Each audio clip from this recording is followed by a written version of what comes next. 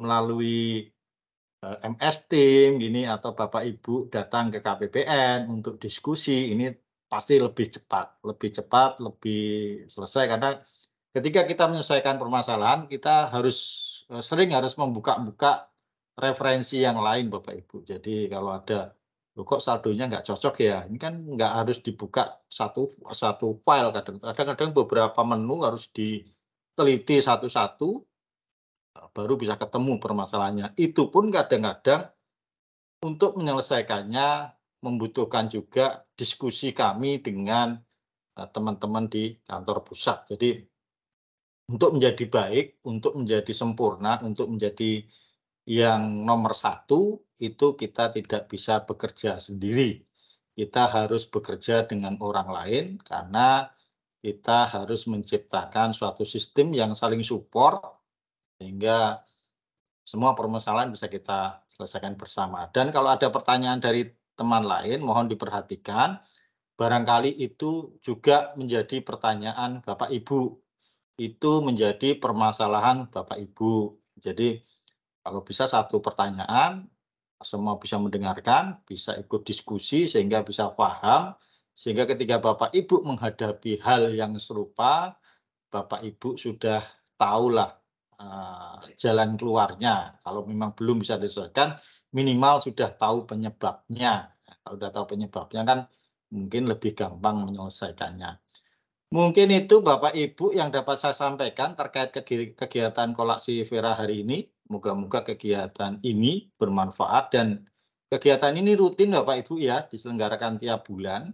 Jadi jangan sampai ketinggalan. Kalau Bapak Ibu ketinggalan satu episode, nanti puterannya lama Bapak Ibu. Ini kan kayak sinetron Bapak Ibu. Kalau Bapak Ibu ketinggalan satu sinetron, satu episode, harus nyari-nyari di YouTube dan sebagainya. Jadi mohon diajak rekan-rekannya untuk nobar diskusi ini, ya semoga bisa membantu menyelesaikan permasalahan di tempat Bapak Ibu. Demikian Bapak Ibu dapat saya sampaikan. Sebelum saya akhiri, mohon maaf ya apabila dalam kegiatan pagi hari ini mungkin ada yang tidak berkenan di hati Bapak Ibu. Nah, ini barangkali waktu diskusi mungkin ada yang nggak cocok dan sebagainya, mohon dimaklumi. Dan semoga kolaborasi kita ini bisa mewujudkan laporan keuangan terbaik bagi Satker Bapak Ibu.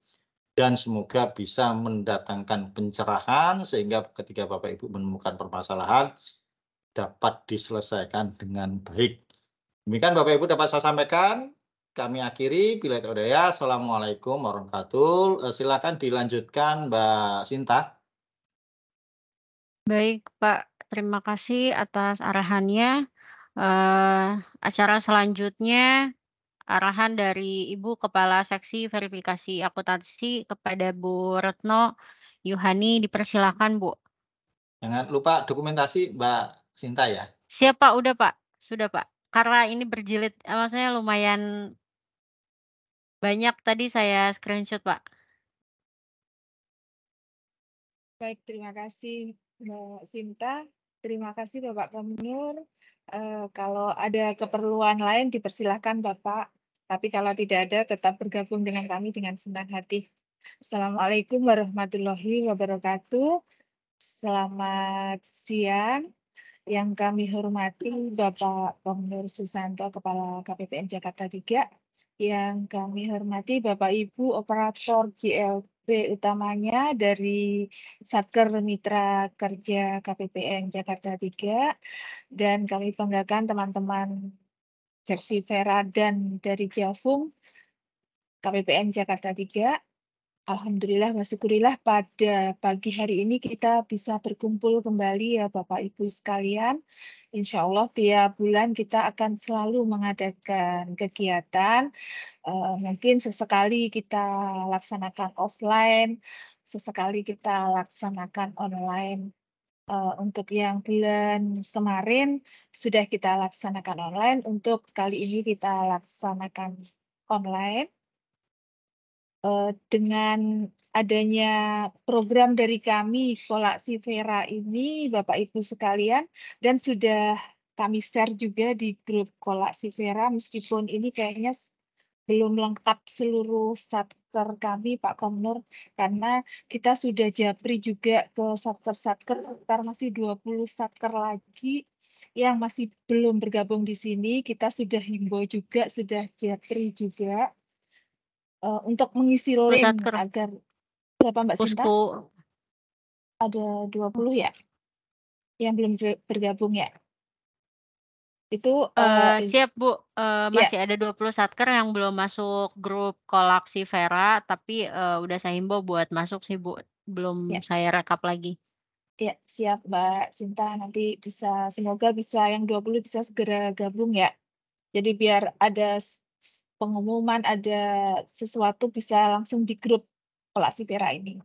Bisa untuk kalau ada satker-satker yang belum menyampaikan LPJ, juga bisa termonitor di grup Kolak Sivera ini.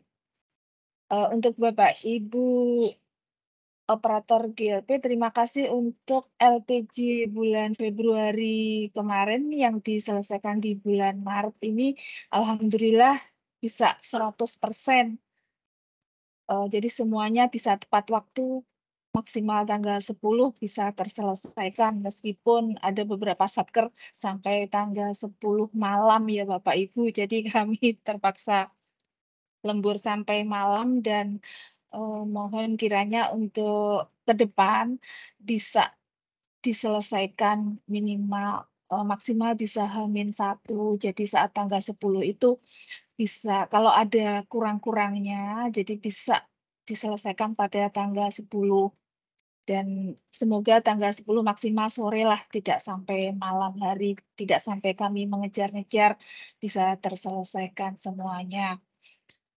Kemudian untuk program Kolak Sivera ini, Bapak Ibu semoga bisa hadir terus ya untuk tiap bulannya kita sudah share di grup Kolak Sivera.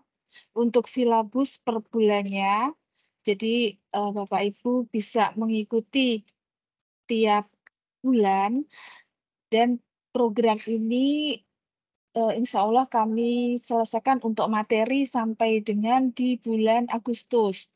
Jadi nanti untuk bulan September kita coba adakan ujian, ya inilah sertifikasi untuk para operator lingkup Satker KPPN Jakarta 3. Harapan kami dengan tiap bulan kita share materi-materi dan troubleshooting serta current issue itu dengan harapan pada saat bulan September nanti output yang kami harapkan bisa tercapai.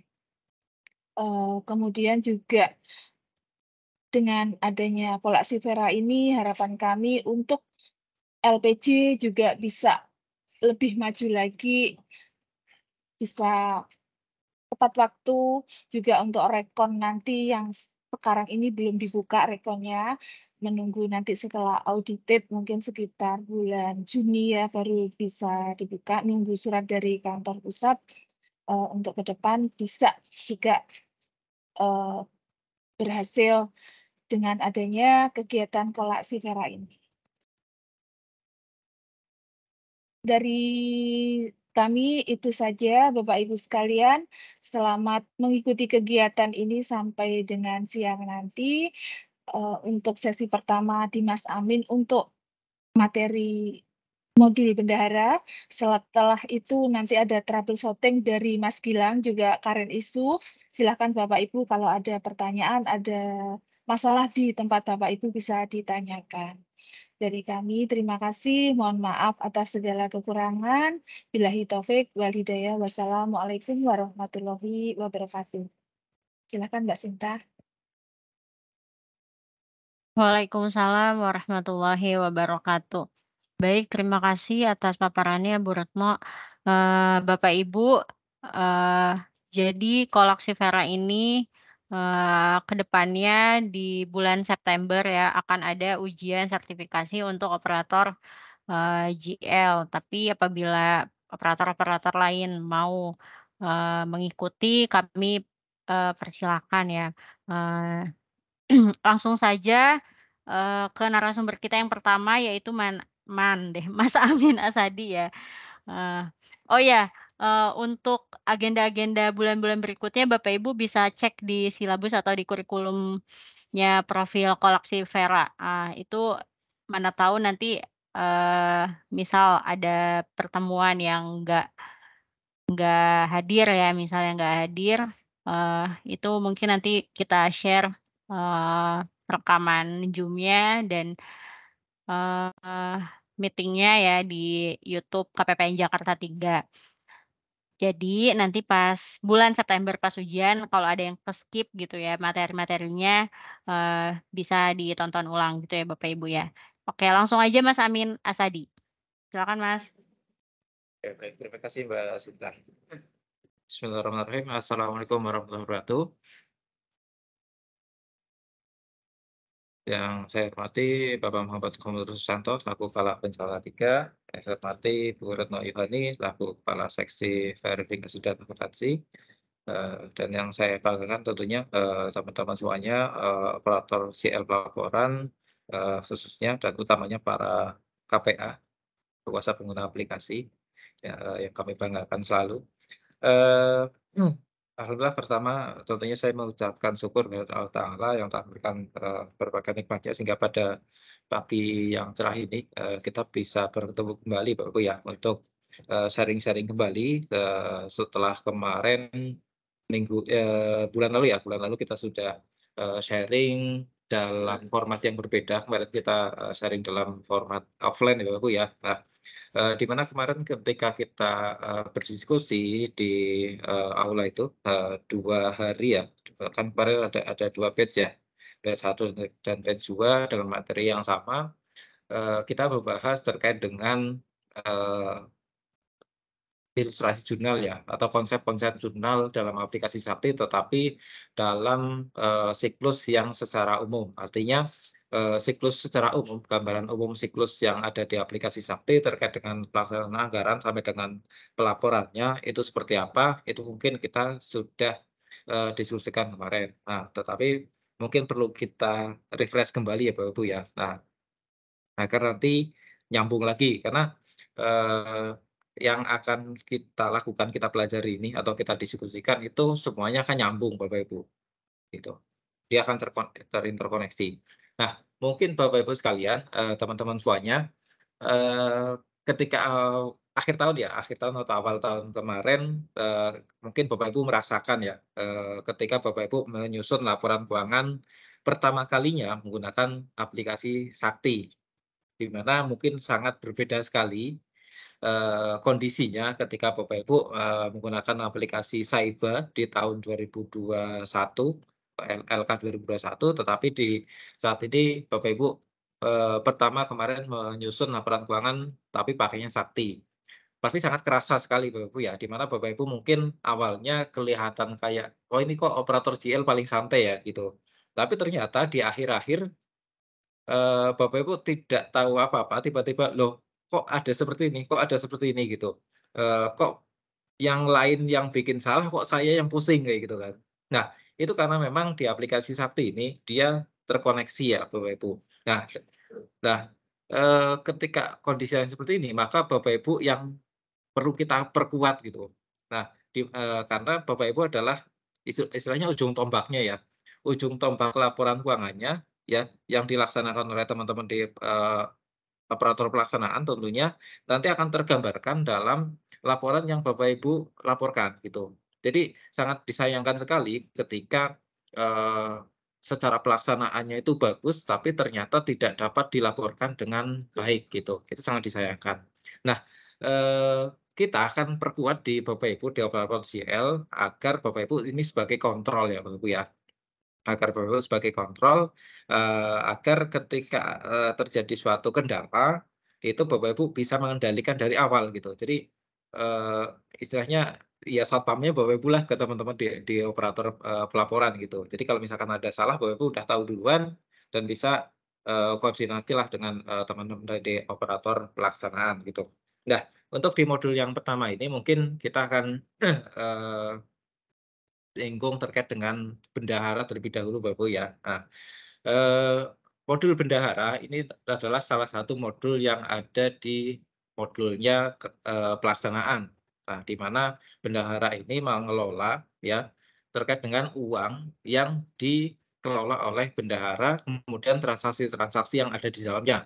Nah, uang itu ada berbagai sumber Bapak Ibu ya, yang dikelola oleh bendahara. Ada yang dari UP, ada yang dari LS bendahara, atau mungkin ada dana titipan lainnya yang mungkin itu bukan dari, apa namanya, APBN, misalkan hanya nitip lewat aja gitu kan di bendahara, ataupun bahkan nanti ada, kas dari hibah gitu. Nah, itu semuanya nanti akan eee, administrasikan, dikelola oleh bendahara. Nah, kami tidak menginginkan Bapak Ibu tidak perlu tahu ya, maksudnya tidak perlu, nggak harus bisa melakukan perekaman transaksi-transaksi yang ada di bendahara gitu. Tetapi Bapak Ibu setidaknya tahu, teman-teman setidaknya tahu transaksinya apa sih yang dilakukan oleh bendahara, transaksinya apa aja, gitu. Lalu nanti dari transaksi yang dilakukan oleh bendahara itu efek pada laporan tuh apa, gitu. Sehingga ketika Bapak Ibu melihat laporan Bapak Ibu, ada yang nggak beres, Bapak Ibu udah tahu, "Oh ini salahnya di sini nih," ya, "Oh ini si bendaharanya belum melakukan ini," gitu. Nah nanti Bapak Ibu tentunya mengetahui itu ketika, Bapak Ibu misalkan melakukan rekonsiliasi ataupun misal, Bapak Ibu melakukan analisa secara, berkala, misalkan, seminggu sekali, 2 minggu, ataupun, 1 bulan gitu ya, gitu. Nah, oke Bapak Ibu ya, mungkin biar enak, kita share screen aja Bapak Ibu ya.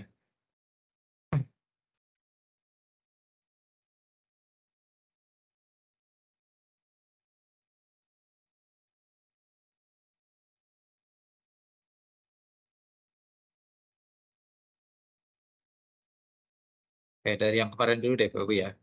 Nah, kemarin kita sudah mempelajari beberapa transaksi yang ini adalah transaksi yang, secara umum, tetapi di situ memang ada bagiannya bendahara. Nah, kita akan konsen pada transaksi-transaksi yang dia, berkaitan dengan bendahara Bapak Ibu ya. Bendahara, oke. Nah, pertama, Bapak Ibu ya, ketika Bapak Ibu, eee, sebagai bendahara tentunya yang dikelola di bendahara ya, yang utama itu apa, Bapak Ibu? Pertama berarti adalah UP, Bapak Ibu ya, UP dan TUP jika ada TUP. Nah, UP ini adalah uang yang diberikan kepada bendahara ya, dari KPPN sebagai bentuk uang muka, gitu. Nah, kenapa sebagai uang muka? Karena memang ketika Bapak Ibu diberikan UP, diberikan uang tersebut, bendaharanya ya, itu belum anggap sebagai pengeluaran, belum dianggap sebagai pengeluaran sehingga itu belum membebani DIPA Bapak Ibu, belum dianggap sebagai realisasi. Nah, realisasinya nanti diakui ketika Bapak Ibu melakukan pertanggungjawaban, baik itu nanti GUP isi ataupun GUP nihil ya, ataupun misalkan PTUP. Nah, sehingga ketika Bapak Ibu, mengajukan permohonan ke KPPN, permohonan UP ya, dan itu dimulai dari usulan, maka kita lakukan pencatatan di situ. Pencatatannya apa? Pencatatannya adalah pertama dari usulan. Siklus pertamanya adalah bendahara akan menyampaikan usulan ke KPPN gitu kan. Nanti yang KPPN mengeluarkan surat persetujuan UP. Nah, ketika di situ, itu belum ada efeknya ke Bapak Ibu di, operator JL, karena tidak ada pencatatan dari sisi JL pelaporan atau tidak ada jurnalnya gitu. Nah, setelah usulan UP itu diterbitkan oleh KPPN persetujuannya, kemudian Bapak Ibu tentunya langsung bikin SPP ya, Bapak Ibu, ya. Nah, tentunya dari operator pembayaran ini langsung membuat SPP, nggak nunggu lama-lama, begitu udah dapat persetujuan pasti langsung bikin SPP. Karena udah pingin buru-buru nih dapat, pegang uang bendaharanya gitu kan. Nah, SPP ketika diterbitkan maka nanti mungkin ini bisa bisa diabaikan sedikit ya, tetapi mungkin ini hanya, sekilas saja karena dia akan hilang nanti pencatatannya. Intinya ketika ada SPP, UP, dia akan ada pencatatan piutang ya, piutang dari UP yang akan diterima, kemudian, kreditnya adalah pengeluaran transito yang masih harus dibayar. Nah, sehingga ketika Bapak Ibu ada SPP UP yang dia ternyata tidak sampai dengan pencatatan SPM-nya ataupun misalkan nggak sampai SP2D, maka akun-akun ini dia akan muncul di neraca percobaan Bapak Ibu, tuh.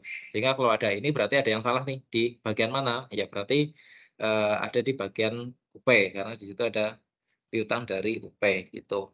Nah, ini kondisinya misalkan ya Bapak Ibu ketika mengajukan persetujuan UP ke KPU loh ternyata salah gitu. Akhirnya kemudian mungkin membuat permohonan persetujuan lagi, tetapi persetujuan yang lama ini tidak digunakan gitu. Nah, ini, ketika SPP-nya itu tidak dihapus, dia tidak berpengaruh pada realisasi anggarannya, tidak berpengaruh pada neraca, ininya ya, kasnya, tetapi dia akan ada akun yang gantung di situ. Karena memang semua SPP itu, siklusnya harus sampai selesai sampai SP2D, tidak boleh ada transaksi yang menggantung. Nah kemudian ketika SP2D-nya itu diterbitkan, maka Bapak Ibu kan bendaharinya terima kas ya, di rekeningnya kan masuk uang sebesar upah yang diminta gitu. Nah, maka Bapak Ibu mencatat adanya kas di bendahara, di mana karena, kas bendahara ini adalah kategori aset, maka kita catat berada di debit, gitu. Kasnya nambah, berarti debitnya nambah, kas ada di debit nambah, gitu. Kemudian kreditnya apa? Penyeimbangnya adalah uang muka dari KPPN, karena uang tadi adalah bentuknya berupa uang muka, gitu. Oke, ini pertama. Nah, kemudian ketika Bapak Ibu, berikutnya melakukan belanja gitu ya, melakukan belanja, ini baru nanti akan dilakukan GUP, ya. Kan siklusnya UP, kemudian Bapak Ibu mungkin, apa, siklusnya, ada yang tarik tunai, ada yang enggak gitu kan.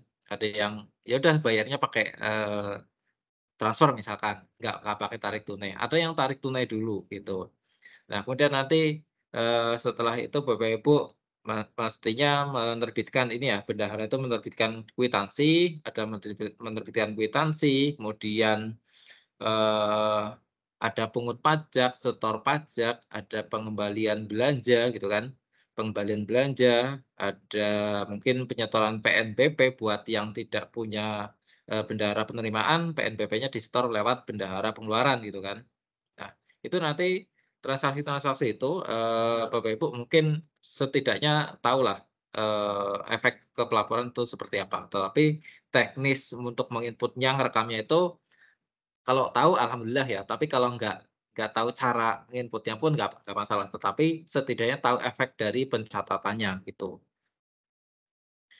Nah, ini mungkin terkait dengan GUP-nya ya, yang kemarin kita sudah bahas di, pertemuan yang lalu terkait dengan jurnal ketika, melakukan pertanggungjawaban. Nah, proses dari UP sampai ke pertanggungjawaban itu belum kita bahas kemarin, makanya akan kita bahas nanti gitu. Nah, ini ketika GUP maka nanti di situ diakui adanya belanja, karena, pengakuan belanjanya GUP ya, itu baru ketika dipertanggungjawabkan, ya. Termasuk juga PTUP gitu. Nah, nanti untuk, UP-nya sendiri ini kan ada terkait dengan, belanja untuk apa, untuk belanja modal misalkan. Nah, itu nanti ada extra akuntabel, intra akuntabel. Nah, bahasan itu akan kita bahas nanti di pertemuan berikutnya, ke saat kita membahas di aset atau persediaan. Nah, sekarang kita akan fokus pada, modul bendahara terlebih dahulu Bapak Ibu ya, gitu. Nah, mungkin ini sekilas ya, kita refresh yang kemarin, coba kita, cek yang sekarang kita akan beralih ke bendahara gitu. Di bendahara mana tadi ya? Oh ini, oke. Ini saya lupa ya, ini udah pernah Bapak Ibu, kami sampaikan ke Bapak Ibu atau belum ya? Nah, cuman ini mungkin kalau pun dulu pernah, mungkin ini baru sekilas saja Bapak Ibu ya, penyampaiannya dan akan kita pertajam lagi, kita detailkan lagi pembahasannya. Karena mungkin kemarin kita, ya udah skip skip gitu kan. Nah, ternyata memang ini perlu, untuk detailkan lagi pembahasannya. Nah, Bapak Ibu sekalian, aplikasi Sakti ini kan terdiri dari 9 modul ya. Di mana di situ ada modul yang kita bagi menjadi setidaknya 4 kelompok ya, modul admin sendiri, kemudian modul penganggaran sendiri, kemudian dari 7 modul yang lain, itu kita bagi menjadi 2, modul pelaksanaan dan modul laporan, gitu. Nah, eee, 9 modul itu sebenarnya saling berkaitan Bapak Ibu ya, saling terinterkoneksi, gitu. Nah, di mana modul JLP ini ya yang Bapak Ibu pegang adalah istilahnya apa ya, muaranya ya, muara dari semua transaksi yang dilakukan oleh modul-modul yang lain. Nah, dalam bentuk apa? Dalam bentuk jurnal. Jadi semua transaksi yang dilakukan oleh modul-modul lain itu akan terbentuk pencatatan jurnal. Nah, jurnalnya itu nanti akan, dikelompokkan lagi, diposting dalam buku besar dan disusun, akan apa namanya, disusun laporan keuangan gitu. Nah, ini ya Bapak Ibu ya, posisi Bapak itu sentral sekali Bapak Ibu. Artinya posisi Bapak itu sangat strategis gitu, sehingga ini perlu diperkuat lagi perannya gitu. Nah, di sini kan kita lihat nih, Bapak Ibu modul JLP ada hubungannya dengan anggaran ada, oke. Apa terkait dengan update FA. Nah, kemudian terkait dengan, eee, modul maaf, modul JLP ke anggaran dia mengupdate FA-nya. Modul anggaran dia akan mengirimkan data berupa jurnal anggarannya ke modul JL pelaporan. Jadi semuanya itu akan terbaca oleh Bapak Ibu. Jadi Bapak Ibu akan mengetahui semua istilahnya Bapak Ibu akan memiliki gambaran utuh dalam satu satker ini ya di Bapak Ibu. Sedangkan masing-masing modul yang lain itu dia, eee ini ya, sepotong-sepotong gitu, ya piutang-piutang aja, bendahara-bendahara aja gitu. Tetapi Bapak Ibu di modul JLP ini bisa melihat semuanya. Jadi sudut pandang Bapak Ibu di JL pelaporan ini harusnya lebih luas lagi gitu. Ya, kita perluas sudut pandang kita. Nah, nih masing-masing kalau Bapak Ibu perhatikan pasti akan ada aliran jurnal ke modul JL. Dari aset nih ada jurnal, dari piutang ada jurnal ke JL pelaporan. Mana lagi? Pembayaran ada jurnalnya juga gitu. Modul komitmen ada juga. Cuman satu yang nggak ada, yaitu di modul admin. Karena dia tidak ada transaksi di situ, hanya untuk manajemen user dan eh, administrasi referensi Bapak Ibu ya, gitu. Lanjut Bapak Ibu ya. Prosesnya sendiri, proses penyusunan LK-nya. Nah, pertama tentunya dari migrasi dulu. Nah, kalau migrasi mungkin Bapak Ibu sudah lewat ya. Nah, tetapi yang, terkadang Bapak Ibu lupa itu migrasi di, bendahara ini juga dilakukan. Nah, kenapa? Migrasi yang ada di sini ya, dalam proses penyusunan LK Sakti ini adalah migrasi yang dia itu ada jurnalnya sebenarnya yang dimaksud kemarin gitu, pada saat awal tahun 2022. Nah, kalau untuk proses migrasi sendiri mungkin untuk aset tetap dan persediaan ini ataupun dari yang, neracanya ini tidak dilakukan lagi untuk mulai tahun 2023. Tetapi di bendahara, proses migrasi itu tetap harus dilakukan. Kenapa? Karena ketika Bapak Ibu melakukan migrasi, eee, melakukan perpindahan ya, perpindahan tahun anggaran dari 2022 misalkan ke 2023, itu saldo-saldonya itu harus tetap dibawa gitu, dari tahun 2022 ke tahun 2023. Nah, sedangkan, yang dibawa di modul, eee, bendahara itu adalah saldonya saja gitu. Sedangkan jurnalnya sudah ada, sehingga ketika Bapak Ibu, memigrasi, eee, bekas bendaharanya, ya data bendahara itu tidak ada terbentuk jurnal. Tetapi ketika itu tidak dilakukan, maka nanti Bapak Ibu akan terdapat selisih antara bukunya bendahara dengan bukunya di, eee, UAKPA atau DGL gitu. Karena nanti kan Bapak Ibu tentunya melakukan rekonsiliasi internal ya, salah satunya adalah pencocokan pencatatan antara JL pelaporan dan, saldo kas yang ada di bendahara.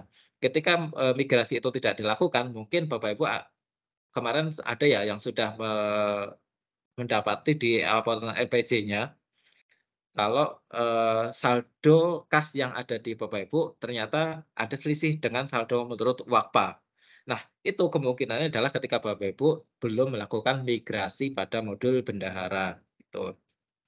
Nah, kemudian berikutnya adalah transaksi tahun berjalannya. Ya, transaksi tahun berjalan di bendahara ya siklus normal ya, Bapak Ibu ya, siklus normal mulai dari, mungkin kalau misalkan ada, sisa UP tahun lalu, ya yang mungkin ya semoga tidak terulang lagi ya, semoga udah tobat, tahun ini, jadi tahun depan udah nggak ada lagi sisa-sisa UP yang belum di-store gitu. Karena dari sisi, pelaksanaan anggarannya itu mengurangi kinerja gitu Bapak Ibu ya.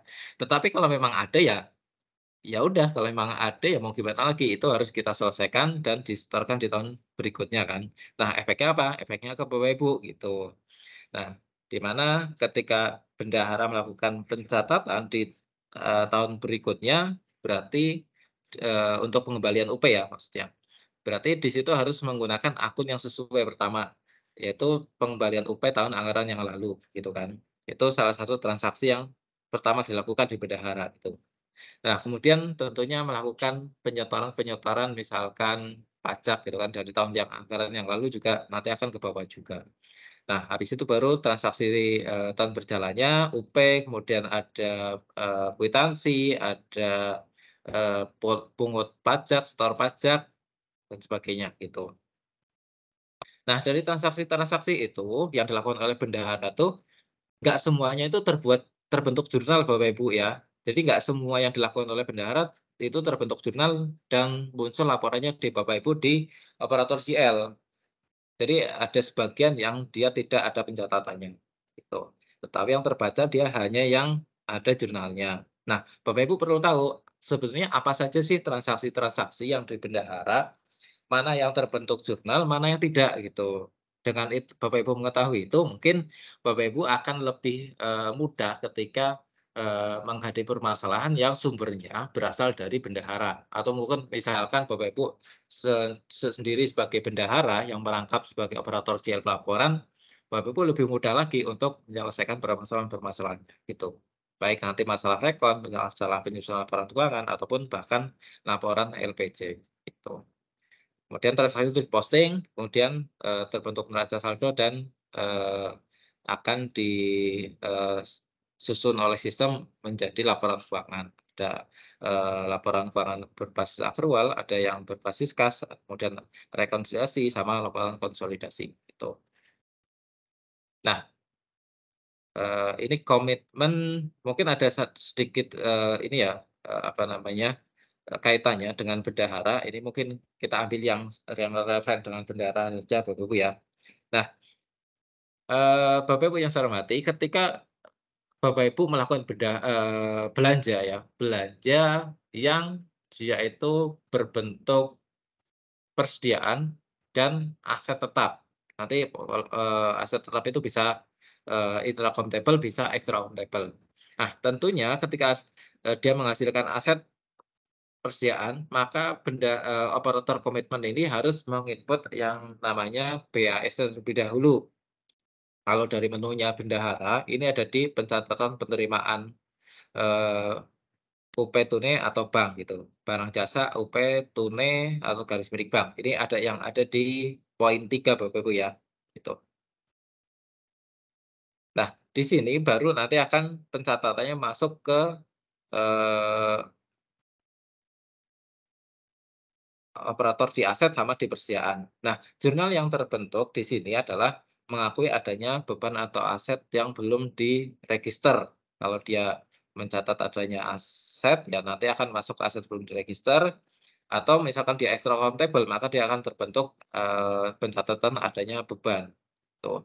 Kemudian utang yang belum diterima tagihannya. Nah, kenapa utang yang belum diterima tagihannya? Mungkin Bapak Ibu masih ingat kemarin, karena ketika Bapak Ibu menerima barang tersebut, si, Bapak itu belum melakukan penagihan ke KPPN, gitu. Nah, semua BST sebenarnya secara prinsip sama ya, dia mengakui adanya beban atau, beban extra accountable atau aset yang belum diregister, sama adanya utang yang belum diterima tagihannya. Baik itu nanti pembayarannya pakai UP, pakai kontraktual, pakai non kontraktual, ataupun UP falas misalkan KKP, kemudian misalkan dia ada hibah, itu sama, semuanya sama, kecuali nanti untuk yang pakai bank garansi, gitu. Nah, tapi bank garansi kan nggak lewat bendahara ya, jadi kita skip aja, gitu.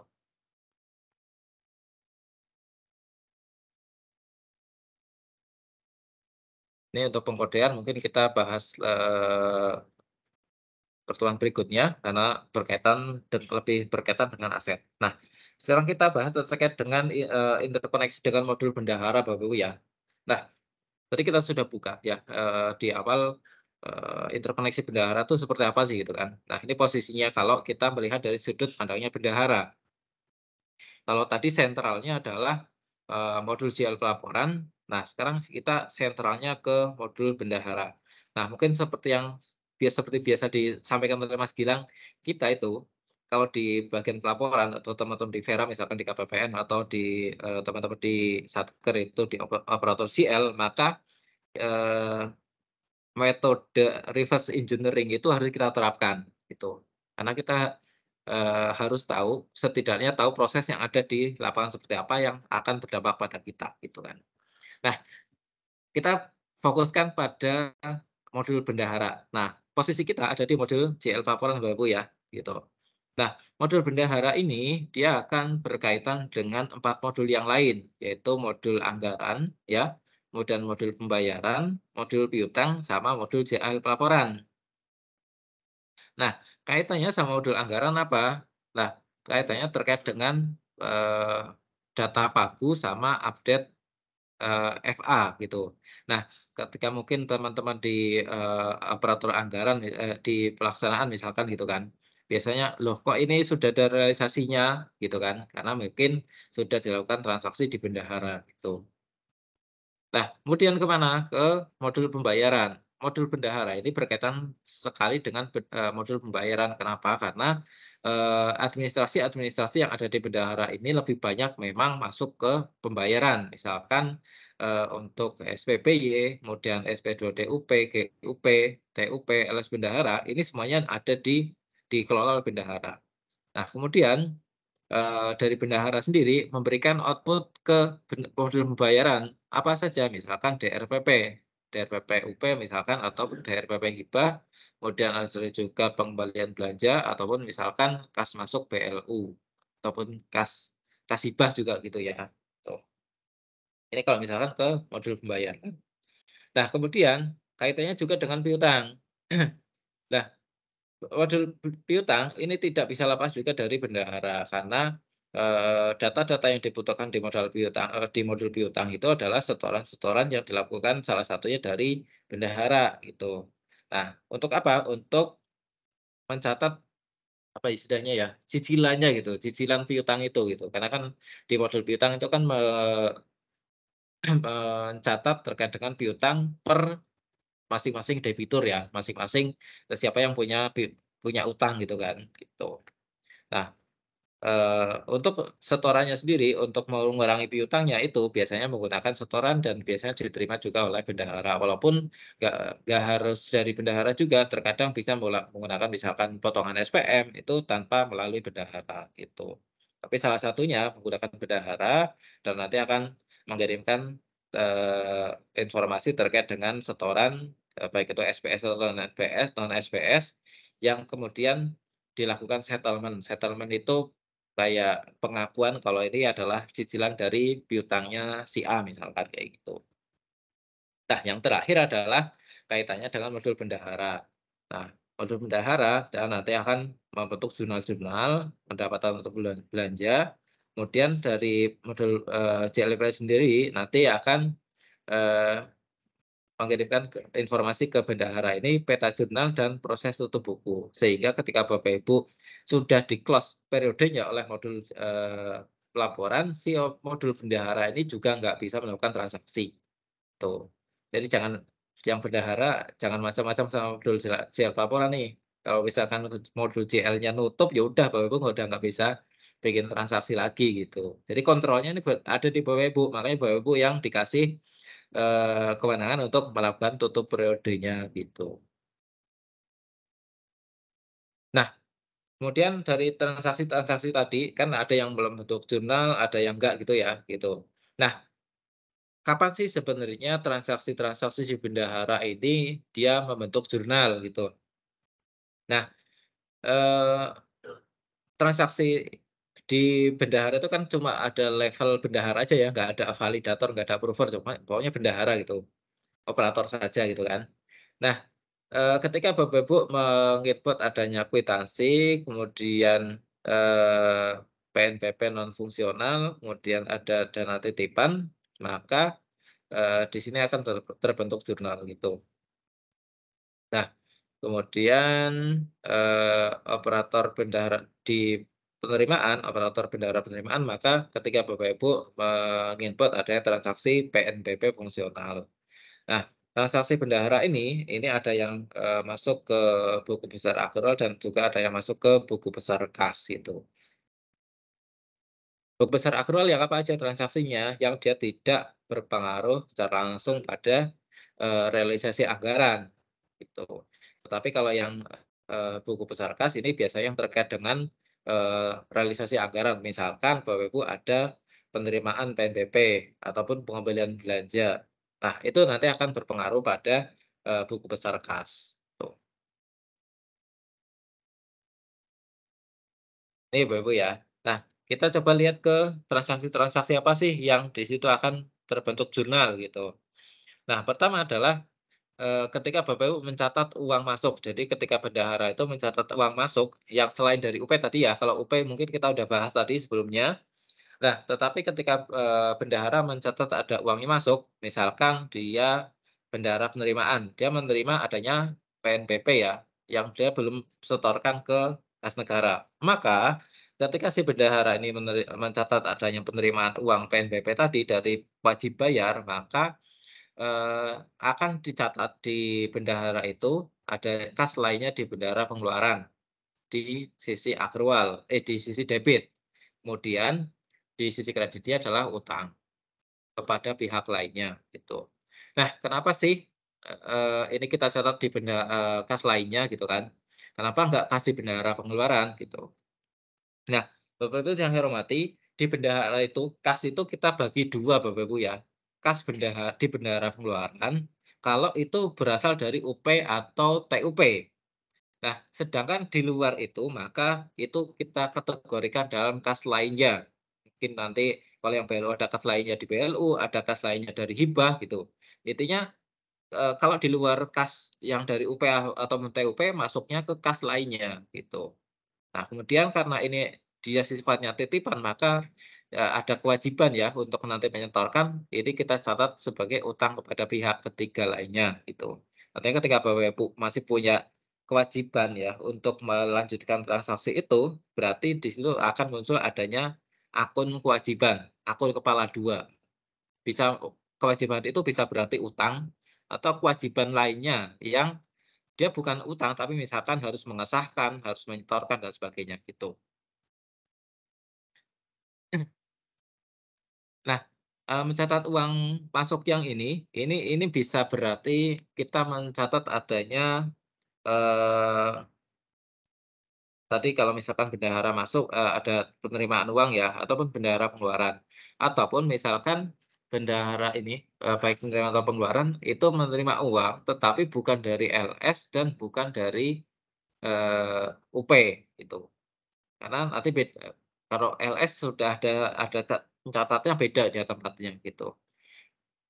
Nah, kemudian kalau misalkan mencatat dana titipan misalkan, ya, mencatat dana titipan, misalkan ini Bapak Ibu ada pembayaran LS menggunakan bendahara gitu, LS tapi lewatnya bendahara, nggak langsung ke penerimanya. Misalkan Bapak Ibu ada honor ataupun perjalanan dinas gitu ya. Nah, ketika Bapak Ibu mencatat adanya, LS bendahara itu nanti akan, eee, dibukukan adanya kas lainnya di bendahara pengeluaran, ini sama dengan yang atasnya sebenarnya ya, cuman, menunya nanti akan berbeda, tetapi secara jurnal sama gitu. Nah, pertama dicatat ada kas lainnya ya, di bendahara pengeluaran. Nah, ketika dibayarkan, ya udah tinggal kasnya dikurangin. Nah, tadinya ada di debit, ketika mengurangi berarti kita taruh di kredit gitu, sebesar berapa yang dibayarkan. Nah, kemudian utangnya juga kita hilangkan. Jadi hanya ini aja sebetulnya, simpel Bapak Ibu. Kalau nambah kas ya ada kas lainnya di debit, kemudian kalau kasnya berkurang, ya kasnya ditaruh di kredit. Simpel Bapak Ibu. Nah, kemudian, berikutnya adalah transaksi ketika ada pengembalian belanja, gitu. Nah, ketika ada pengembalian belanja, maka kalau dulu mungkin Bapak Ibu yang mencatat adalah operator CL pelaporannya di Saiba, sekarang, yang melakukan pencatatan ini dilakukan oleh bendahara pengeluaran sendiri, itu. Nah, di mana, nanti bendahara pengeluaran menginput sesuai dengan pengembaliannya, kemudian akunnya berapa, tentunya akun 5 ya, akunnya Bapak Ibu. Nah, tentunya akun 5, sesuai dengan belanja yang dilakukan, sebelumnya, gitu. Nah, kemudian pencatatannya adalah ditagihkan ke entitas lain, eee, kemudian kreditnya adalah beban keperluan perkantoran. Kenapa? Karena ini adalah mengurangi realisasi yang ada, gitu. Realisasi yang sudah dilakukan sebelumnya menggunakan SP2D kemudian dikembalikan, ya berarti jurnal yang ada di SP2D itu, ya kita tinggal dibalik aja sebesar pengurangannya itu, ditagih. Kalau misalkan Bapak Ibu ada SP2D kan beban di debit, kreditnya ditagihkan ke entitas lain, dekel ya. Nah, ketika dikembalikan, berarti dekelnya di debit, kreditnya beban, karena mengurangi bebannya, tuh. Kemudian di sisi akrual dan kas juga sama. Sisi kas, dia akan mengurangi belanjanya. Itulah kenapa nanti Bapak Ibu di laporan keuangan, ketika ada pengembalian belanja, nanti ada pos sendiri, pos pengembalian belanjanya gitu. Nah, dia akan mengambil dari transaksi ini, gitu. Oke. Berikutnya, Bapak Ibu ketika melakukan transaksi, ya tentunya bendahara salah satu kewajibannya adalah melakukan pungut dan setor pajak gitu. Nah, atas transaksi dengan ketentuan sesuai perpajakan ya Bapak Ibu ya tentunya. Nah, ada transaksi-transaksi yang Bapak Ibu harus melakukan pungut dan setor pajak. Nah, ketika Bapak Ibu melakukan pungut pajak, maka uangnya jadi bertambah nggak Bapak Ibu? Ya, uangnya bertambah gitu. Walaupun Bapak Ibu mungkin tidak merasakan ya, tidak merasakan, "Oh uangnya kan saya berkurang buat belanja," gitu. Enggak gitu, ketika Bapak Ibu melakukan belanja ya, ketika melakukan belanja, sebenarnya tuh yang dikeluarkan adalah sebesar kotornya dulu gitu. Sebesar nilai kotornya, kemudian Bapak Ibu mengambil dari tadi yang dibayarkan, sebagian untuk pajak gitu. Walaupun secara prakteknya mungkin ya udah Bapak Ibu bayar bersihnya langsung gitu, tetapi sebenarnya prosesnya Bapak Ibu keluarkan semuanya dulu, sebesar nilai kotornya, kemudian diambil, eee pajaknya berapa, nah sisanya itu yang Bapak Ibu bayarkan itu nilai bersihnya, gitu. Sehingga kita catat adanya kas lainnya di bendahara pengeluaran di debit, karena uang kita yang dipegang oleh bendahara itu nambah, gitu. Nah kemudian, karena Bapak Ibu punya kewajiban untuk melakukan penyetoran atas potongan, pajak tadi, maka kita catat adanya kewajiban di kredit, yaitu utang potongan bendahara yang belum disetor. Nah, ketika disetorkan, ya udah tinggal dibalik aja gitu. Ketika disetor berarti kasnya kan berkurang, ya. Ketika nyetor kan uang di bendaharanya kan berkurang, kita taruh di kredit, gitu. Nah, oke. Kemudian, sampai sini ada pertanyaan Bapak Ibu? Atau nanti aja? Oke, kita lanjut ya. Kayaknya cepet banget, Mas. Oh, terlalu cepat ya? Kecepetan, ya. Iya, sorry. Nanti mungkin, kalau misalkan ini, bisa ditanyakan aja gitu. Atau mau diulang? Aduh. Gimana nih Bapak Ibu? Gimana Bapak Ibu? Soalnya lumayan harus benar-benar memperhatikan banget karena kalau ke-skip beberapa kalimat aja udah lain artinya ya, Mas, ya. Iya, heeh. Mohon maaf ya, Bu, kalau misalkan tadi terlalu cepat ya. Lanjut aja Mbak, kalau nggak itu Oke, kita mungkin lanjut dulu ya, Bu, ya. Nanti kalau misalkan ada yang nanti tadi, "Oh, Mas, tadi saya kurang jelas nih bagian sini." Ya udah nanti tanyain aja gitu biar kita jelasin ulang. Kalau misalkan ulang dari awal lagi mungkin agak berat ya. Nanti mungkin yang mana yang tadi miss pembahasannya kalau mungkin kecepatan gitu, nah mungkin nanti bisa didiskusikan Bapak Ibu gitu. Oke, kita lanjut ke setoran UP-TUP Bapak Ibu ya. Nah, setoran UP-TUP kalau misalkan UP mungkin ini lebih sering di awal tahun kalau misalkan ini ternyata 14 ya Bapak Ibu ya, atau mungkin misal di akhir tahun gitu. Nah, tentunya tadi ketika Bapak Ibu memiliki UP, itu kan Bapak Ibu nyatet adanya uang dulu di bendahara di debit. Kemudian uang itu dari mana? Dari uang muka. Nah, ketika dikembalikan, ya udah intinya ketika dikembalikan itu tinggal dibalik aja gitu. Eee, jadi kita catat di debitnya adalah uang muka, karena uang muka tadi kan ada di kredit ya, karena dia kewajiban kewajiban untuk apa, untuk mempertanggungjawabkan kewajibannya sudah hilang, kita taruh di debit. Nah, kasnya juga habis ya. Nah, kita taruh di kredit karena awalnya kas itu ada di debit. Nah, buat menghilangkan kita taruh di kredit gitu. Sehingga saldonya akan menjadi 0 untuk kas di bendahara pengeluaran.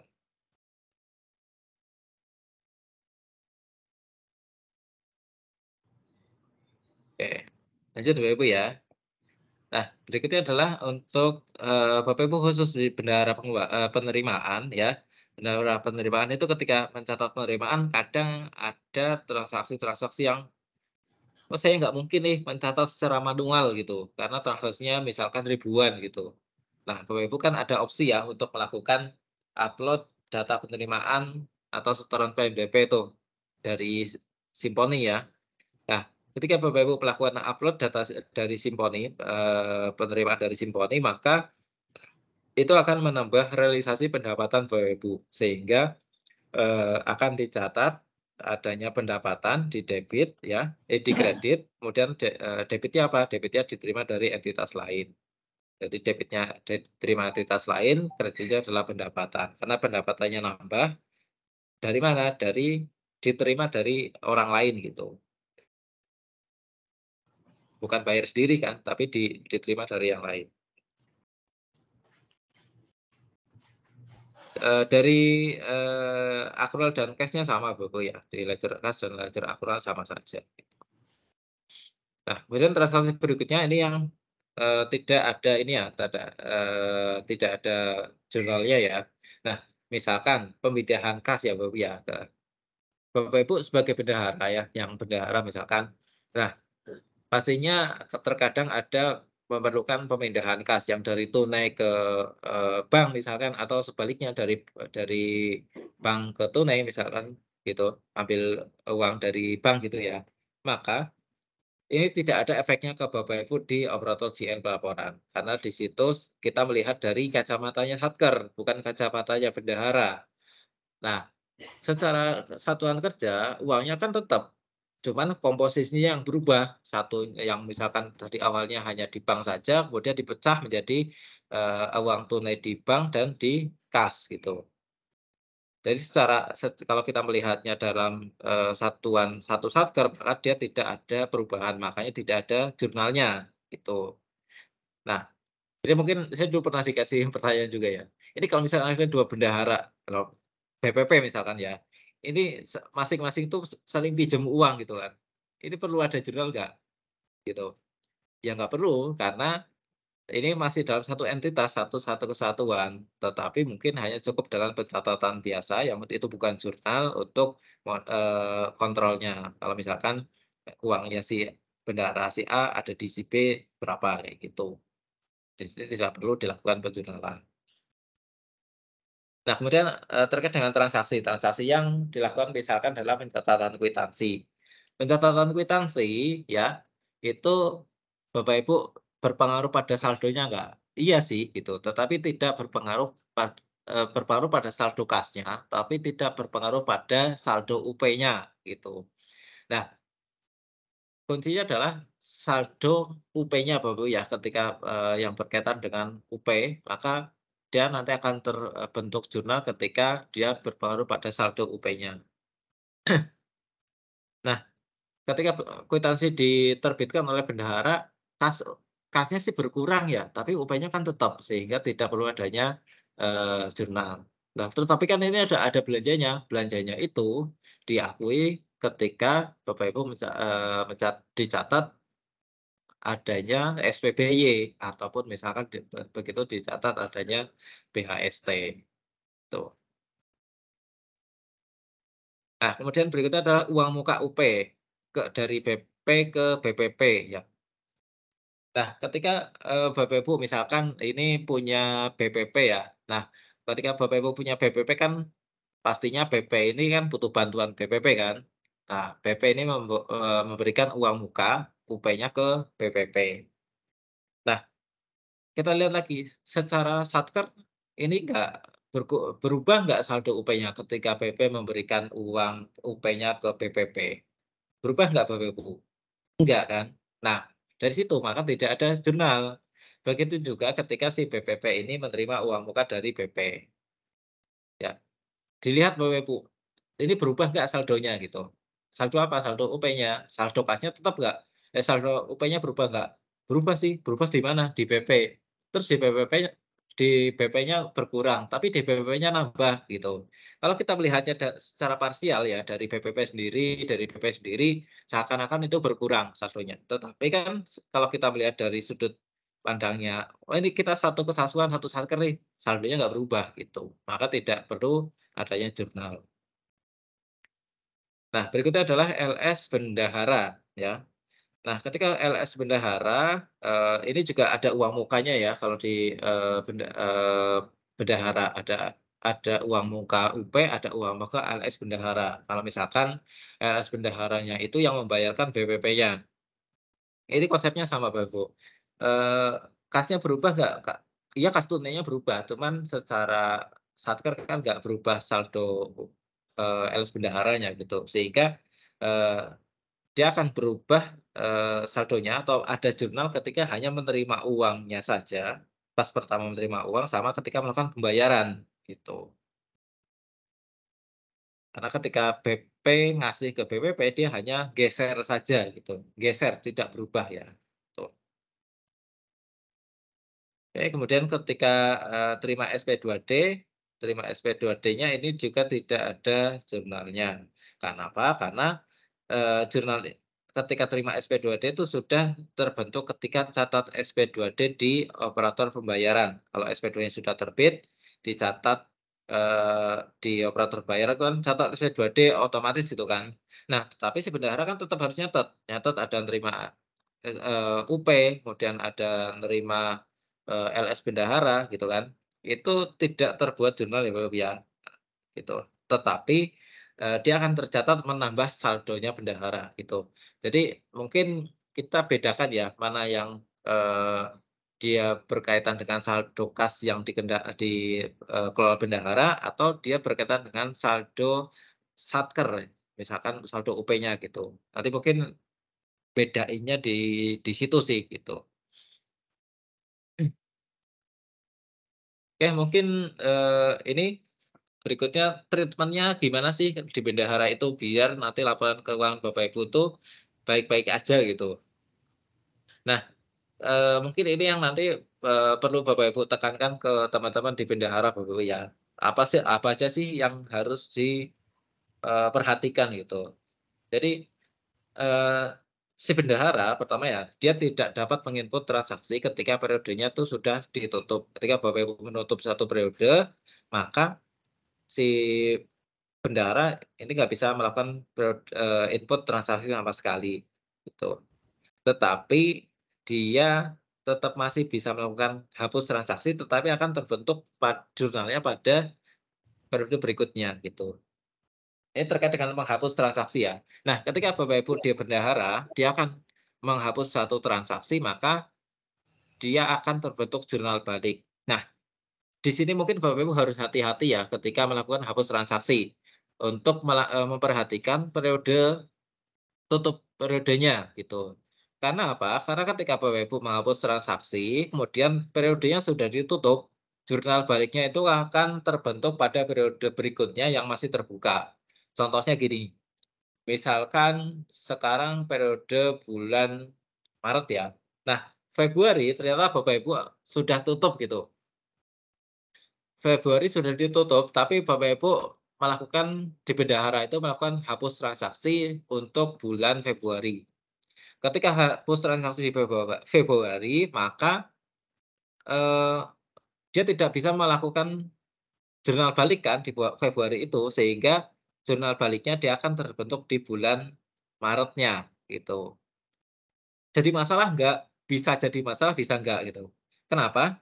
Kalau misalkan nanti Bapak Ibu menelusuri, kalau misalkan melihat saldonya saja di bulan Maret, mungkin tidak terlihat ada masalah, gitu. Tapi ketika Bapak Ibu ternyata ada masalah saldonya, kemudian melakukan penelusuran-penelusuran, itu akan jadi bingung, gitu. Karena seharusnya jurnal baliknya di Februari, tapi ternyata di Maret, sehingga nanti saldo di Februarinya dia tidak sesuai.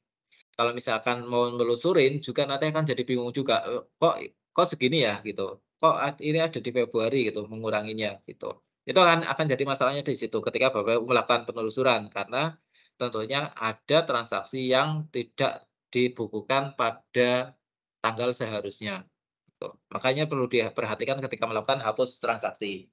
Nah, ketika Bapak Ibu di operator di bendahara itu melakukan hapus transaksi, sebenarnya itu sudah ada warning-nya Bapak Ibu ya, ada peringatannya. Ketika apakah Anda yakin menghapus transaksi ini gitu. Nah, nanti ada informasi juga, periode ini sudah ditutup, maka akan terbentuk jurnal pada periode berikutnya, periode 323 misalkan. Nah, itu Bapak Ibu baca, Bu. Bapak Ibu baca tuh notifikasinya. Karena kan terkadang kita begitu ada warning, ya udah kita oke-oke aja. Jadi ada beberapa tipe ya gitu ya. Ada yang ketika ada warning, ya udah kita langsung oke-oke aja tanpa kita lihat warning-nya apa. Ada yang langsung bingung gitu kan, ini kayak gini harus gimana gitu. Ada yang akhirnya berhenti di situ, gitu. Nah, ini perlu kita perhatikan, warning-nya sebenarnya apa sih gitu dan ya kita baca aja, insya Allah ininya, informasinya sudah cukup sih kalau misalkan kita udah paham, lihat dari warning-nya itu kita bisa dicerna dulu, "Oh ini maksudnya apa ya?" Gitu. Nah, oke, berikutnya untuk ubah transaksi, membentuk jurnal balik dan jurnal baru. Nah, ketika Bapak Ibu mengubah transaksinya, ya misalkan ngubah apa ya, ngubah SPBY misalkan gitu. Nah, itu kan terbentuk jurnal balik kok SPBY, kan di bendahara. Misalkan Bapak Ibu mengubah, eee, tadi apa sih yang ada jurnalnya? Misalkan ngubah ini nih, catat uang masuk nih, tanggalnya diubah misalkan yang tadinya, Februari 28 Februari jadi 1 Maret misalkan. Nah, itu akan terbentuk jurnal balik di bulan Februarinya, kemudian terbentuk jurnal baru di bulan Eee, Maret. Jadi kalau ubah transaksi itu sama saja sebenarnya dengan hapus dan input ulang, kalau di Sakti ini, gitu. Oke. Kemudian jika hapus transaksi SSPB atau SSBP dilakukan di periode tertutup, maka jurnal terbentuk di periode terbuka, sehingga memungkinkan selisih adanya rekonsiliasi LK. Nah, ini juga masih terkait dengan yang poin 2 tadi, Bapak Ibu, ya. Apalagi kalau misalkan ini nanti terkait dengan rekonsiliasi, ya. Ketika rekonsiliasi dia akan melihat habis ini sedikit. Nah, ketika BWFU, rekon misalkan, nah itu yang dilihat dari sistem yang dilihat itu bukan hanya transaksinya aja BWFU, tapi jurnalnya itu terbentuknya kapan gitu. Sehingga ketika, eee, dia dibukukan di periode lain atau di periode setelah periode rekon, maka BWFU pasti akan ada selisih gitu. Misalkan ketika Bapak Ibu menghapus, periodenya tutup, dia kan akan terbentuk di periode berikutnya, gitu. Terus habis itu baru, "Oh iya kok saya nggak bisa ngerekam ya?" Baru dibuka dulu kan, baru dibuka berbentuk, transaksi baru. Sedangkan tadi yang dihapus, dia masih ada di periode tadi, sehingga nanti akan double di periode tadi dan hapusnya baru ada di periode berikutnya. Nah, itu perlu diperhatikan juga Bapak Ibu ya, gitu. Karena kalau misalkan ada transaksi kayak gitu, kita nggak tahu historinya, dari KPP juga nggak tahu historinya, ya seakan-akan ini double gitu. Padahal ini nggak double, tapi karena kesalahan, tidak diperhatikan periode, tutup periodenya tadi, gitu. Kemudian yang terakhir, ada yang sore gitu ya, kalau misalkan ini yang terakhir. Nah, yang terakhir adalah ubah lintas periode jurnal balik dan, jurnal baru ini terbentuk di periode baru, sehingga terdapat selisih LPJ UAKPA. Nah, kalau misalkan perubahan ini ya, perubahan tadi lintas periode ya, dia akan terdapat selisih di LPJ-nya tentunya, karena tadi jurnalnya itu terbentuk di periode yang lain. Kalau misalkan masih terbentuk di periode yang sama, mungkin di periode itu tidak kelihatan ya, tidak apa namanya, tidak kelihatan ada selisih gitu kan. Tapi kalau misalkan sudah periode-periode, tentunya nanti akan jadi selisih, baik itu nanti direkon sama di LPJ, intinya sih gitu. Mungkin ini saja Bapak ya, yang mungkin, bisa saya sampaikan terkait dengan, eee, interkoneksinya modul bendahara terhadap, laporan keuangan, ya. Mungkin ini saja dan silakan jika ada yang mau didiskusikan, kami persilakan, saya kembalikan ke Mbak Sinta. Izin bertanya, Pak. Ya, silakan. Silakan Pak Diki. Ya, terima kasih Pak Amin dan Bu Sinta. Terima kasih Pak Amin yang sudah menjelaskan dengan detail. Cuma Pak, ada beberapa yang mau kami tanyakan Pak. Terkait penggunaan KKP, kami masih awam Pak. Cara penggunaannya apakah sama seperti GU biasa atau tidak gitu Pak. Kemudian yang kedua, ketika misalkan LPG sudah ditutup, terus ada pajak yang belum kita entry, NTPN dan lain-lainnya, apakah boleh setelah LPJ itu contohnya tanggal 10 Februari LPJ itu udah ditutup, Pak. Cuma ada pajak yang belum kita input. Nah, kalau misalkan kita input sesuai tanggal pembayaran, nanti akan merubah LPJ sebelumnya, Pak, pas ketika kita lapor di Maret, kayak gitu, Pak. Terus yang ketiga, terkait Karwas TUP, itu ada nggak, Pak, di menu sakti itu? Itu aja sih, Pak. Kalau dulu kan di SAS yang saya tahu itu ada, Pak. Ketika kami diminta data oleh BPK, Karwas TUP itu download langsung ada. Cuma di modul sakti, kami belum tahu di menu apa gitu. Apakah sudah ada atau tidak, Pak. Itu aja sih, Pak. Terima kasih, Pak.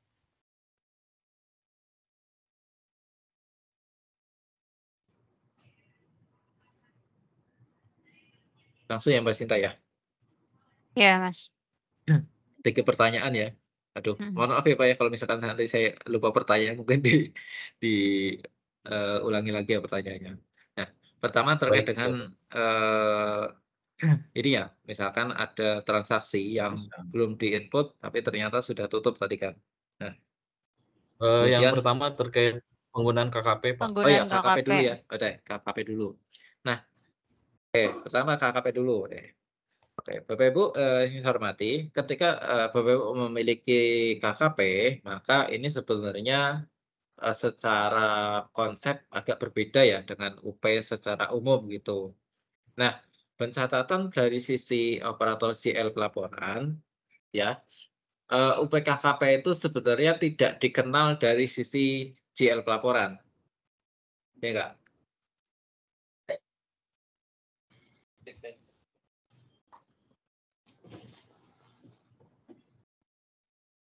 Kenapa? Karena ketika Bapak Ibu, menggunakan UPKKP, ketika, Bapak Ibu belanja itu, si bendahara pegang uang nggak? Enggak, ya kan? Tetapi uangnya itu baru dipegang bendahara ketika mau membayarkan tagihan. Sehingga, eee, belanja itu tetap diakui ketika mengajukan ke KPPN GUP KKP. Kan kemudian ketika dapat GUP KKP kan bendahara itu dapat uangnya ya. Nah itu baru nanti akan terbentuk ada jurnal uang, kas lain kas di PP ya, kas di PP gitu. Nah, setelah itu baru PP melakukan pembayaran atas, tagihan KKP-nya. Jadi dibalik sih sebenarnya kalau, UP yang normal itu kasnya ada dulu baru dibelanjakan, kalau ini belanja dulu baru kasnya ada dan dibayarkan tagihannya gitu. Itu konsepnya, berbeda. Tetapi kalau dari sisi GL pelaporan sebenarnya tidak melihat ya, mana ini UPKKP, mana enggak gitu. Karena, secara konsepnya GL pelaporan itu, UP itu nanti Bapak Ibu bisa melihat dari akun mana, akun UP sendiri. Kan ada tuh akun 111.611 sama 111.613 UP sama TUP. Nah, JL pelaporan itu hanya melihat itu. Nah, tanpa melihat ini dari KKP atau tidak gitu. Sedangkan dari KKP tidak pernah memunculkan akun itu kan gitu. Gitu. Nah, kalau sudutnya bendahara, ya tadi dia akan terbentuk transaksi tadi yang berkaitan dengan kasnya. Gitu. Tetapi secara laporan keuangan dia tidak dilaporkan sebagai UP juga gitu, karena tidak menggunakan akun 815.111 atau 815.111, 815.511 dan di neracanya pun tidak membentuk adanya akun UP dan TUP. Nah, sehingga gini, ketika Bapak Ibu memiliki tagihan UP KKP yang belum dilakukan pembayaran sampai dengan akhir bulan, maka dia akan menjadi selisih. Jadi kalau misalkan Bapak Ibu misalkan tanggal 30 lah misalkan, ini ngajukan SP2D GUP KKP. Tapi sampai dengan tanggal 31 baru bayar tagihannya itu baru tanggal 1, otomatis nanti LPJ-nya akan ada selisih. Nah, selisih ini gimana? Nah, selisih ini kalau misalkan memang seperti itu bisa dijelaskan. Artinya itu kondisi normal ya, karena versinya bendahara, UP-nya itu lebih besar dari versinya JL pelaporan. Versinya bendahara, dia melihat UP-nya itu UP tunai ditambah UP KKP. Sedangkan versinya JL pelaporan hanya melihat UP tunainya saja. Jadi nggak masalah ketika LPJ di akhir bulan, ya bukan jadi nggak masalah ya. Ini artinya sih nggak taat untuk bayar tagihannya aja sih gitu. Kalau misalkan memang batasnya harus sebelum akhir bulan harus dibayarkan tagihan UP-nya, tagihan KKP-nya gitu. Nah, intinya itu akan menjadi selisih dan selisih itu tetap bisa dijelaskan ya untuk LPJ dan tidak menyebabkan LPJ itu ditolak gitu. Itu mungkin nanti ada tambahan dari teman-teman dari Seksi Vera ya, dari Mas Gilang ataupun Mbak Sinta misalkan terkait dengan LPJ tadi gitu. Itu pertama ya. Yang kedua, kalau misalkan tadi saya udah LPJ nih, ya kemudian ada transaksi pajak saya yang belum saya input gitu. Itu kan. Nah, terus Betul, Pak. nanti gimana LPJ-nya? Sebenarnya gini, Bapak, kalau kita mau benar-benar kita bicarakan idealnya ya. Idealnya kan ketika Bapak Ibu melakukan LPJ, itu kan Bapak Ibu juga melakukan pemeriksaan kas ya? Ya nggak? Melakukan Ya, pemeriksaan kas. Kas yang ada di bendahara itu berapa sih? Yang tunainya berapa? Terus dilihat rekening korannya berapa? Itu di total. Ya. Sehingga ketika itu di total berapa tunainya, berapa yang ada di rekening, kemudian disandingkan dengan catatan di aplikasi itu tidak match, berarti ada transaksi yang belum di input gitu. Dan ketika dan pasti nanti akan ada selisih, ketika itu akan Bapak Ibu pasangkan untuk dibuatkan LPJ, ya kan? Kecuali Bapak Ibu yang uang tunainya itu, yang ketika LPJ itu di-input, ya udah disamain aja sama versinya aplikasi gitu, tidak dicocokkan dengan data realnya. Itu kan nggak kelihatan selisih. Tetapi ketika Bapak Ibu mencocokkan dengan data real sesuai dengan berita acara pemeriksaan kas ya, pasti akan ada selisih. Dan itu ketika ada selisih itu ya berarti disitulah Bapak Ibu seharusnya melakukan perbaikan datanya sebelum menyampaikan LPJ-nya ke KPPN dalam batasan tanggal 10 tadi. Itu sebenarnya harus diselesaikan sampai di situ. Nah, namun ketika memang sudah terlanjur ya, artinya ya udahlah udah terlanjur gitu. Ya berarti Bapak Ibu harus buka dulu periodenya, kemudian diperbaiki laporannya, dilaporkan LPJ kembali, perbaikan LPJ gitu. Sehingga ya harusnya sih perbaikan LPJ sih kalau kita melihat dari siklus seharusnya sih sangat jarang harusnya ya dilakukan gitu. Kecuali memang ada error di sistem misalkan ada transaksi yang belum bisa dicatat sampai dengan akhir periode laporan LPJ, ya udah dilaporkan apa adanya dulu gitu. Tapi kalau yang case yang seperti tadi itu seharusnya sih sudah dikontrol ketika melakukan pemeriksaan kas yang ada di berita acara pemeriksaan kas tadi gitu. Sehingga yang dilaporkan di LPJ itu ya bukan hanya ya udah yang saya catat di Sakti udah di oke, terus dikirim ke KPPN yang penting improve, nggak kayak gitu. Tapi ada kontrolnya di situ ketika Bapak Ibu melakukan pemeriksaan kas. Nanti kan dicocokkan versinya realnya berapa, versinya aplikasi berapa, baru nanti dilakukan penyamaan datanya di situ. Mana transaksi yang belum dicatat, mana yang salah misalkan gitu. Mungkin itu Pak ya, yang kedua.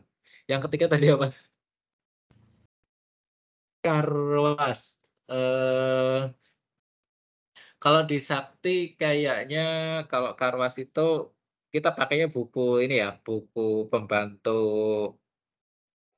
UP ya, buku pembantu UP mungkin. Tapi kalau misalkan Karwas secara khusus nanti mungkin coba kita cek lagi Bapak Ibu ya terkait dengan ini karena mungkin ya di SAS dulu ya sih ada Karwasnya gitu. Iya. Tapi kalau di Sakti coba kita cek dulu nanti. Nanti mungkin sambil sesi yang berikutnya gitu.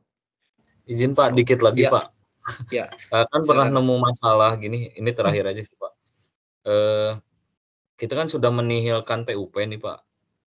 Ternyata setelah nihil TUP kan sudah clear nihil 0 gitu Pak. Ternyata ada misalkan pengembalian Pak dari transaksi TUP itu. Nah itu dicatatnya di pemulihan pagu, di pengembalian belanja atau apa ya Pak? Oke. Sip. Nah ini Nah, ini mungkin perlu kami luruskan juga Bapak Ibu ya, terkait dengan pengembalian belanja tentunya, pengembalian belanja sama pengembalian UP. Ya, Bapak Ibu, ketika Bapak Ibu mempunyai UP, kemudian sudah dibelanjakan, atau TUP ya, gampangnya TUP lah yang TUP sering ada ya. pembelian, TUP aja.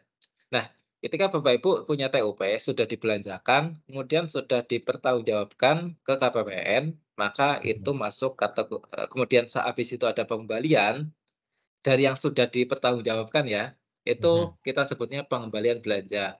Kenapa? Karena sudah dipertanggungjawabkan. Nah, akunnya berapa? Akunnya berarti sesuai dengan belanja yang Ya. realisasikan dipertanggungjawabkan sebelumnya. Tapi kalau misalkan belum dilakukan pertanggungjawaban atau itu sisa, ya berarti penyetorannya adalah penyetoran sisa TUP. Pakainya akun 815 gitu. Nah, kemudian perlu pemulihan pagu enggak gitu. Nah itu Pak. Pemulihan pagu itu sebetulnya itu opsional Bapak Ibu ya, hak Bapak Ibu. Sehingga itu bisa dilakukan atau tidak. Boleh dilakukan atau nggak perlu dilakukan gitu. Nah, kondisinya seperti apa? Ketika Bapak Ibu misalkan tanpa melakukan pemulihan pagu, pagunya Bapak Ibu itu masih cukup sampai dengan akhir tahun, ya ketika Bapak Ibu tidak melakukan pemulihan pagu itu tidak terjadi masalah gitu. Tapi ketika Bapak Ibu tidak melakukan pemulihan pagu sampai dengan akhir tahun ternyata pagunya jadinya nggak cukup ya, menyebabkan SPM-nya tertolak misalkan, ya Bapak Ibu perlu untuk melakukan pemulihan pagu. Sehingga tidak setiap pengembalian belanja itu dilakukan pemulihan pagu, tergantung kondisinya gitu. Nah, karena nggak tahu ya kemarin seperti apa, tapi sepertinya Bapak Ibu teman-teman semuanya tuh masih beranggapan ketika saya ada pengembalian belanja nih, berarti saya harus pembelian pagu, nggak harus gitu. Tergantung kondisinya, ketika memang perlu ya silakan. Kalau misalkan nggak perlu ya buat apa kan dipulihkan toh nggak digunakan juga, kan sia-sia jadinya. Kasihan Mbak Sinta sama Mas Gilang. Ini nggak digunakan tapi sudah saya diminta mulihin kan, ya buat apa kan kayak gitu. Artinya hak Bapak Ibu ya, boleh silakan dipulihkan, tetapi itu tidak harus dipulihkan lah gitu. Tergantung kebutuhannya seperti apa. Gitu. Mungkin itu Pak terkait dengan pemulihan pagu pengembalian belanja ya. Gitu. Terima kasih Pak. Iya sama-sama Pak Diki.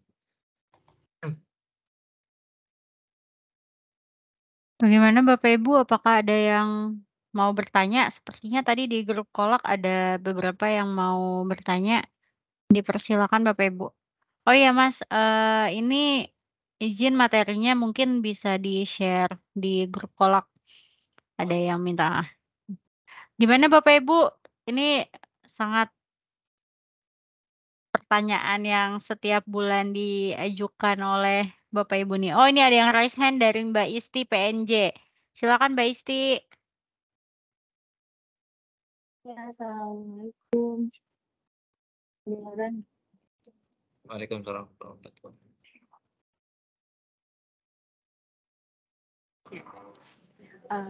Izin Bapak Ibu. Jadi sebenarnya saya masih awal. Pertama untuk yang jadi kan kita ada TDK ya di Monsakti. Nah di TDK itu ada angkanya itu dari SSBP atas RNPAYL. Akunnya itu 425912 sama 425913.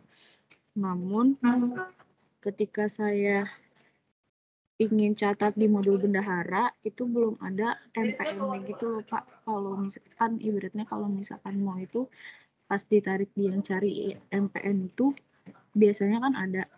Nah yang 2 TDK tersebut nggak ada, padahal transaksinya ada di Januari tanggal 25 sama di tanggal 1 Maret. Itu langsung diisi aja atau bagaimana ya? Ini TDK 2023 ya, Mbak Isti ya? Iya benar. Ini kayaknya nanti masuk ke sesinya Mas Gilang deh. Iya, makanya tadi mau tanya di sesi Iya. Pak Gilang atau di sesi Pak Amin. Ya, nanti di sesi Mas Gilang ya, Mbak Isti ya. Iya siap. Iya. Oke, Mbak. Oke, selanjutnya Sama Mbak. paling Ada lagi? Iya. Iya, cuma nanti paling tanya yang soal saldo awal sih, Mbak. Oh iya, siap-siap. Oke, berarti ini terkait rekon ya. Bapak Ibu ada yang ini kan sesi bendahara dan modul komitmen ya.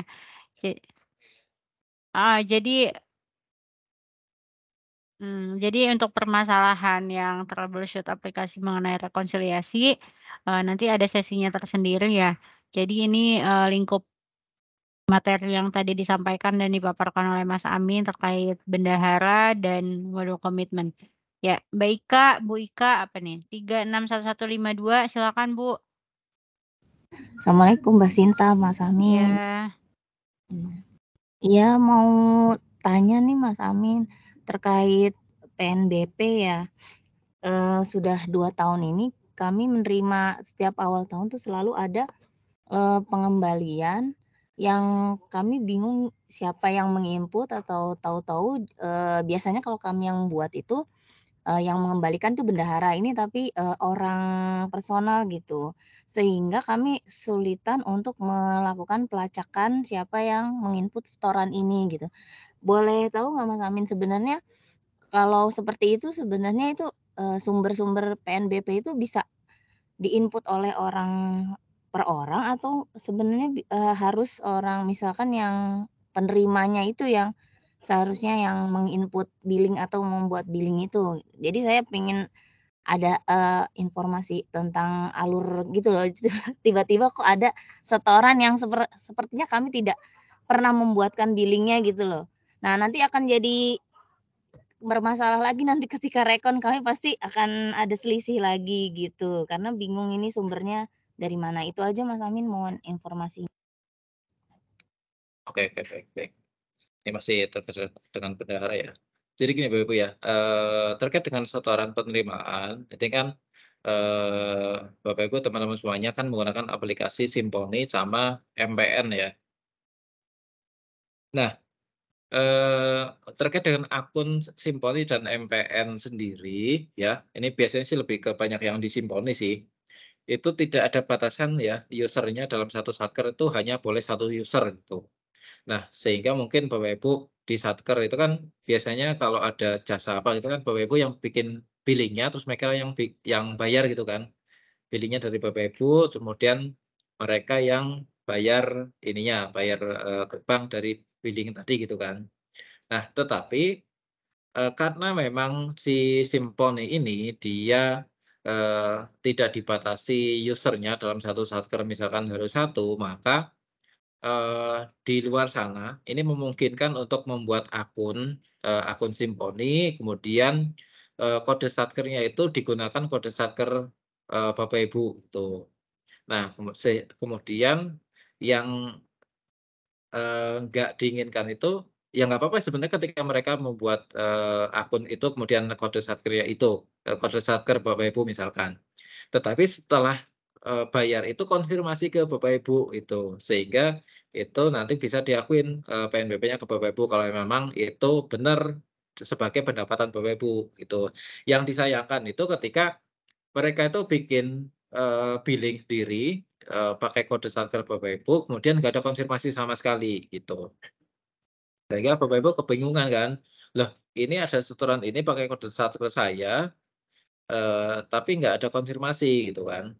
Ini tuh siapa, setorannya tuh setoran nyasar gitu kan ya. Nah, mungkin gini Bapak Ibu ya, ketika ada kondisi seperti ini, jadi di Simponi kalau nggak salah ya, nanti coba dicek lagi, Bapak Ibu tuh bisa mengecek ya setoran-setoran tertentu, misalkan Bapak Ibu menggunakan kode NTPN-nya gitu. Jadi ditelusuri dulu. Bisa mungkin Bapak Ibu dari Simponi atau dari Omspan. Tapi kalau dari Omspan kayaknya sih hanya bisa tahu ini penyetornya siapa, namanya gitu. Karena ketika Bapak Ibu punya akun Simponi kan ada ya, ini nama penyetornya siapa ketika membuat billing. Nah, dari situ baru mungkin Bapak Ibu bisa mengira-ira sih gitu, mengira-ira ini tuh setoran untuk satker kita atau bukan gitu. Nah, dari situ mungkin Bapak Ibu silakan untuk dilakukan konfirmasi ya kepada si penyetor tersebut, ini setorannya setoran apa, benar nggak masuk ke satker Bapak Ibu. Ya kalau misalkan benar ya udah Bapak Ibu catat aja di pendapatan di bendahara, pendapatan PNBP misalkan. Nah, tetapi kalau misalkan, oh ini bukan nih, ya berarti nanti silakan Bapak Ibu kalau misalkan terkonfirmasi seharusnya ini satker mana, silakan diajukan saja ke KPPN untuk dilakukan koreksi ke satker yang seharusnya. Nah, tentunya nanti kalau sudah koreksi juga bilang ke satker yang seharusnya ini ada setoran dari sini, koordinasi dulu lah gitu. Sebelum melakukan koreksi juga koordinasi dulu aja. Ini ada setoran ke saya, penyetornya ini nilainya sekian. Harusnya ke satker Bapak Ibu ya, kodenya ini. Nah, kita akan ajukan koreksi ke KPPN untuk dipindahkan ke satker Ibu gitu, salah satunya gitu kan. Nah, ketika Bapak Ibu melakukan koreksi seperti itu juga Bapak Ibu juga lapor ke temennya gitu. Jadi biar nanti temennya juga ngakuin gitu, karena khawatir juga Bapak Ibu udah ngilangin dari Bapak Ibu, ngelempar ke satker yang lain. Ngelempar ke satker yang lain, yang satker lain jadi bingung juga gitu kan. Nanti lapor ke Mas Gilang lagi, "Kok, saya ada satkernya ada setoran nyasar lagi nih," gitu, "dari mana?" Ternyata ditelusurin, "Oh ini satker ini ngoreksi," gitu, ternyata nggak ada konfirmasi. Itu bisa seperti itu Bapak Ibu ya. Atau mungkin Bapak Ibu sudah berusaha melakukan penelusuran ternyata, wah ini setoran ini kita nggak tahu nih dari mana dan nggak jelas juga siapa penyetornya. Kita sudah telusuri nggak ada. Nah, atas transaksi-transaksi ini, nah ini yang kita kenal dengan transaksi suspend ya Bapak Ibu ya. Nah, untuk transaksi-transaksi yang memang dia tidak bertuan, nggak jelas siapa yang nyetor, tapi tiba-tiba masuk di kita, Bapak Ibu bisa mengajukan koreksi untuk masuk ke transaksi suspend, untuk dikeluarkan pendapatan itu dari satuan kerja Bapak Ibu. Jadi bendahara nggak perlu input itu, nanti di KPPN dikoreksi, bendahara juga nggak perlu mencatat. Dikoreksi di mana? Ke satker suspend dan akun pendapatan lain-lain. Ada satker penampung ya, satker yang nampung untuk pendapatan yang nyasar tadi itu. Kode satkernya saya udah lupa ya, karena sudah 2 tahunan nggak di Vera, udah lupa kode akunnya berapa, tapi akunnya 425.999. Nanti mungkin bisa ditambahkan Mas Gilang ya, kalau yang suspend ini gitu. Nah, mungkin itu ya Bu Ika tadi ya, gitu. Ya, baik Mas Amin, terima Iya, kasih sama-sama Bu. informasinya ya. Iya. Ya, selanjutnya dari Bareskrim, langsung saja Siap, Bu. mohon Amin. Sebentar. Silakan Bu. Mungkin Pak Amin, ini di satker kami saya kemarin helang yang jumlahnya Pak, Bu boleh dari diulangi Bu, aset tadi dilelang. sempat keputus tadi, boleh diulang? Izin Pak, ini saya menerima berkas hasil pelaksanaan lelang, tapi ini dari aset yang dilelang gitu Pak. Cuma pakai kode satkernya kan kode satker Bareskrim. Ini dari yang di saya itu hanya ada nomor virtual account. Apakah kita itu harus mencatat, Pak? Kalau ini menjadi pendapatannya Bareskrim. Sedangkan NTB dan NTPN-nya enggak ada, Pak. Kodenya